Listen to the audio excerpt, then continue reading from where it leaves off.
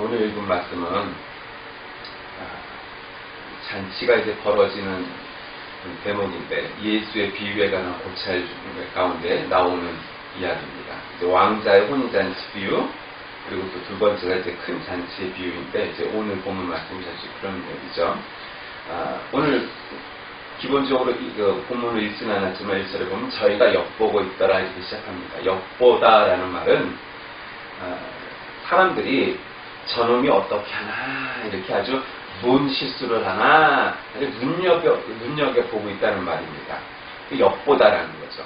그러니까 서기관과 바리새인들이 예수님을 흠잡기 위해서 엿보고 있는 겁니다. 살다 보면 사실은 우리 주위의 모든 사람들이 우리를 그렇게 쳐다보고 있다 해도 과언이 아니죠. 저놈 어떻게 하나 보자. 실수만 하기만 해봐라. 실수가 아니어도 어떻게 하면 흠잡아서 무너뜨릴까.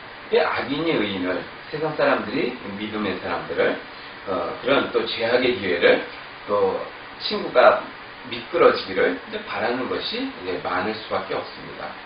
그게 이제 세상 사람들의 이치죠. 자, 오늘 이 본문의 내용은 이런 거죠. 그렇게 해서 혼인잔치 청함을 받았는데 이제 자리를 앉습니다.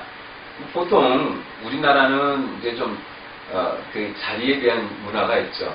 뭐 상석이 있고 말석이 있다 뭐 이렇게 얘기해서 주인, 호스트, 제일 높은 사람은 가운데 앉고 거기서부터 이제 서열별로해서 맨 끝자리는 이제 나이가 어리거나 지위가 낮거나 뭐 한 사람들을 이렇게 쭉 앉는 겁니다. 처음부터 낮은 자리에 있으면 아유 위로 가시죠 이렇게 해서 가면 좋은데 상석에 앉았다가 내려가게 해갖고 끝으로 오면 뭔 얘기냐 기분 나쁘고 저기 하다 이런 얘기는 거죠. 원래 이 비유의 시작은 한 왕이 큰 잔치를 이제 배설하는 것으로 시작됩니다. 그래서 자신의 아들을 위해 성대한 잔치를 준비하는데 그 잔치 기쁨을 신하들과 나누기 위해서 잔치에 초대합니다. 그런데 신하들이 임금은 초대를 거부합니다. 원래 이 팔레스틴 중동 지역에서는 그곳이 어디든 임금이 초대하면은 그것은 아주 의무감을 갖고 꼭 와야 됩니다. 어느 나라들은 안 그렇겠습니까만은. 그러니까 초대에 불응하면 그건 이제 당신과 나는 끝이다. 난 더 이상 당신에게 충성을 바치지 않겠다. 한마디로 반역입니다. 또 어떤 결혼식이든 그 초대에 응하지 않으면 나는 그 결혼을 인정할 수가 없다. 당신과 나는 끝이다. 뭐 이렇게 얘기하는 것과 똑같다는 겁니다. 그러나 그들은 임금의 초대에 응하지 않았습니다. 결국. 그래서 왕의 권위와 아들의 권세를 조롱합니다. 왕의 초대를 거절함으로 인해서 임금의 아들, 즉 왕자에게 준비해야 될 선물만큼의 가치가 없는 사람이다. 이렇게 인정한 겁니다. 그렇게 임금은 한 번의 기회를 더 주고자 또 종들을 보내서 오라 했는데 또 거절합니다. 심지어는 종들을 때리고 죽이기까지 합니다. 그러자 이번엔 임금은 군대를 보내 그들을 진멸하고 이제 전혀 잔치에 초대될 가치가 없는 거리 사람들, 한마디로 노숙자 같은 사람들, 거지 같은 사람들을 초대합니다. 그리고 그들을 위해 준비한 예복을 내어서 이 예복을 입도록 하라. 이렇게 하니까 왕이 흡족해합니다. 그래서 잔치가 무르익어갈 때쯤 사람들을 돌아보기 위해서 만찬석에 나타납니다. 이 그쪽의 그 문화권에서는 잔치의 그 호스트가 주인이 잔치에서 손님들과 함께 먹지 않습니다. 그런 식사 시간에 몸을 나타내서 자신이 준비한 예복을 입지 않은 사람을 발견합니다. 그리고 또다시 대노하여서 그를 밖으로 내어치라 하면서 그 비유가 시작됩니다. 자, 이 비유의 그 내용은 뭐냐? 왕의 초청입니다. 왕이 초청했을 때 기쁨과 즐거움이 있는 것이고, 아니 왕이 초청했으니까 얼마나 뭐 대단한 음식, 화려한 파티장 되겠습니까?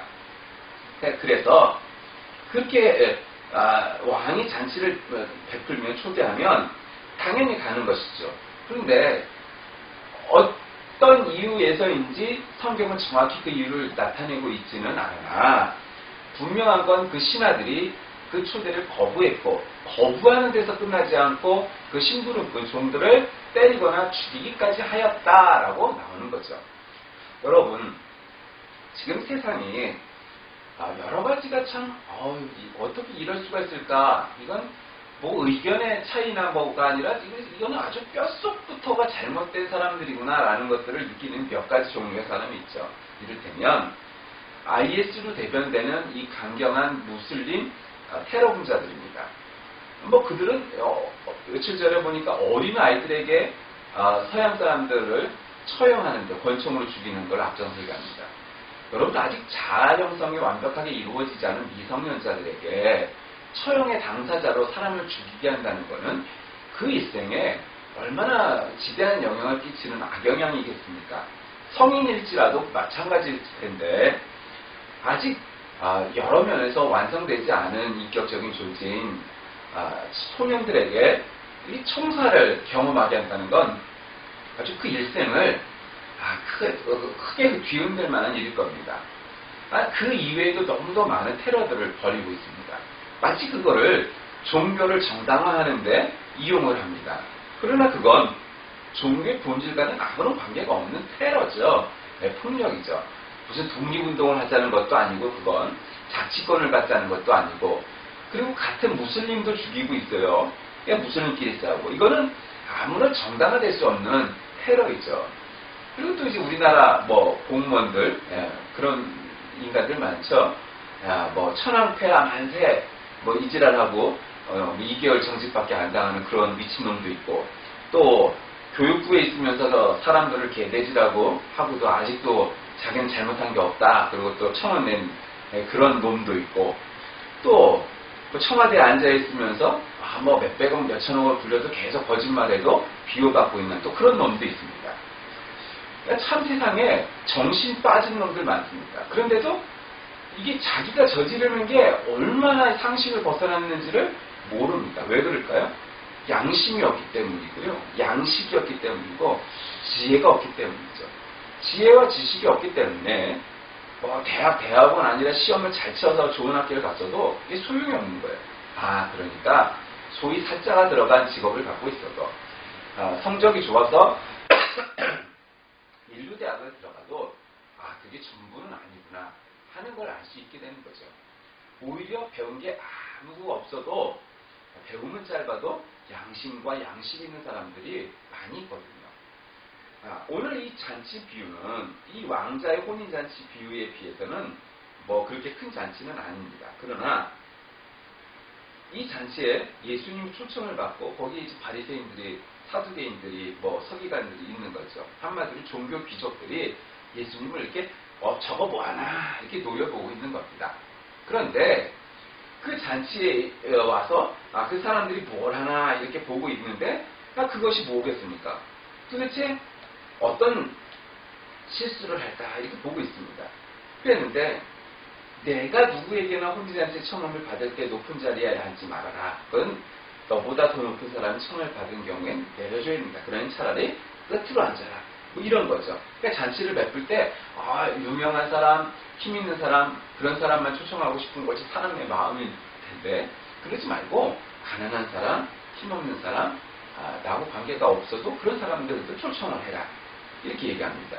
옛날에 우리나라는 마을 잔치, 우리나라는 파티보다 사실 잔치 개념이 더 크니까 마을 잔치를 하면요 지나가던 거지가 와서 밥 먹어라 하고 지나가던 과객이 나그네가 와서도 밥을 먹고 가라고 하는 것이 인지상정입니다. 하니 그 마을 사람들은 말할 것도 없고요. 그 마을 전체가 좋은 일이 됐던 부좋은 일이 됐던 그 마을의 잔치를 모든 사람들이 하나로 풀어내는 것이죠. 그러니 그런 상황에서 혹 모르는 사람이 지나가다가 한 끼를 청할 때는 당연히 한 끼를 먹고 가라고 하는 것이 당연한 사실입니다. 자, 그런데 왜 자꾸 이 잔치 얘기를 하느냐?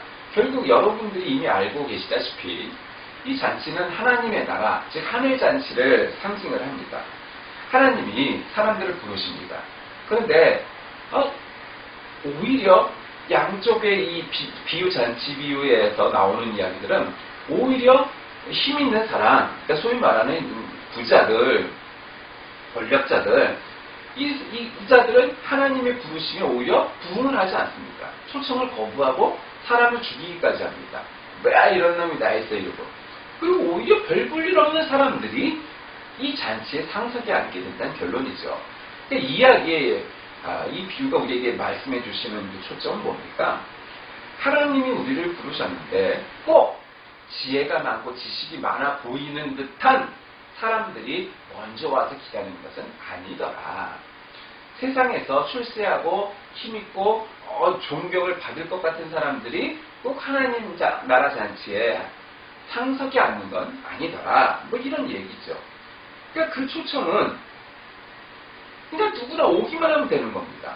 힘이 있다고 그 초청장을 받은 게 아니고 믿음이 많아 보이는 것 같다고 그 사람을 초청을 받은 게 아니라 그냥 길거리에 별 볼 일 없어 보이는 사람들이 왕의 잔치에 초청을 받은 겁니다. 마치 복음은 그런 것입니다. 아니 우리가 돈을 내고 구원을 얻지 않으니 복음이 마치 값없고 값이 싼 그런 것처럼 여기는 사람들이 너무도 많습니다. 그런데 여러분 한 생명을 구한다는 것이 도대체 돈으로 얼마를 주어야 가능한 걸까요? 사실은 한 사람도 그 사람의 생명, 영혼을 구한다는 것은 값을 치를 수 없을 만큼 굉장히 고귀하고 많은 값이 들어가는 일일 겁니다. 그런데 만약에 우리 한 사람 한 사람이 구원받을 때마다 돈을 내야 된다면 한 사람이 스스로의 값을 이루 다 치를 수 없을 겁니다. 그래서 하나님은 우리에게 값 없이 구원을 허락하신 겁니다. 만약에 우리가 그 값을 치러야만 구원을 받는다면 구원 못 받을 사람이 훨씬 더 많을 겁니다. 자, 이 잔치에 그래서 초청을 받으면 그 힘없고 가난하고 길거리 노숙자 같은 그런 사람들처럼 왕의 초청에 응해서 잔치에 와라. 여러분 우리가 주일날 일요일이 되면 모든 교회들이 예배를 드리는 게 뭡니까? 이 하나님의 나라 잔치를 연습하는 겁니다. 한마디로. 그런데 얼마든지 올 수 있는 여유가 있고 시간이 되고 건강이 돼도 안 나오는 사람 많습니다. 왜? 에이 별볼 일 없다 이거죠. 여러분 결국 내가 복음을 듣고 하나님이 살아계시고 우리를 창조하신 창조주이시고 예수님이 우리를 위해서 오신 하나님의 아들이시고 이것을 알면서도 우리가 하나님의 나라 잔치 예배를 소홀히 하는 것은 결국 나는 죽어서도 하나님의 나라 잔치에 가고 싶지 않아. 한번 천국 가고 싶지 않아. 나는 꼭 거기 가야 되나? 지옥이 꼭 있겠어? 이런 거죠. 네가 죽어봤어? 가봤어? 도대체 왜 2000년이 넘는 세월 동안 예수님 오신 이후에요. 많은 사람들이 그 복음을 위하여 그리고 일생 동안 기도하고 소위 말하는 도를 닦고 공부를 했던 그 학자, 현자, 성자들이 2000년 동안 왜 그렇게 복음을 위하여 순교를 하거나 일생 동안을 살다가 죽어갔을까요?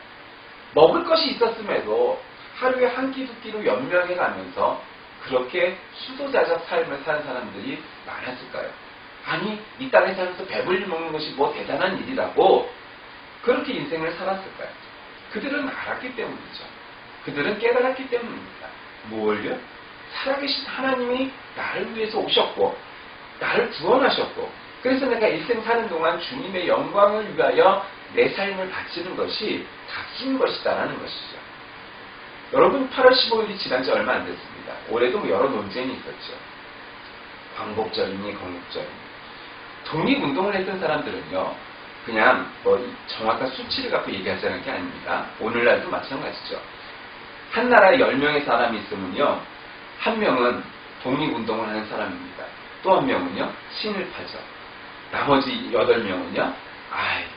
마음은 우리나라 당연히 있으면 좋겠지만 적극적으로 하지 못하는 그냥 평범한 우리 같은 사람들입니다.